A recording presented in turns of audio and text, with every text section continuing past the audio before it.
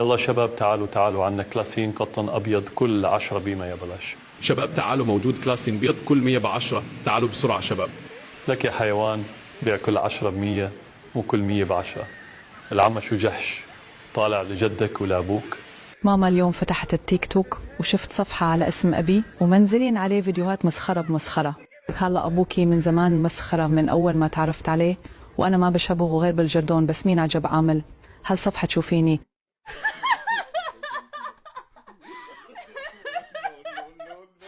العمى والله الفيديوهات بتفرط ضحك. شو هاد؟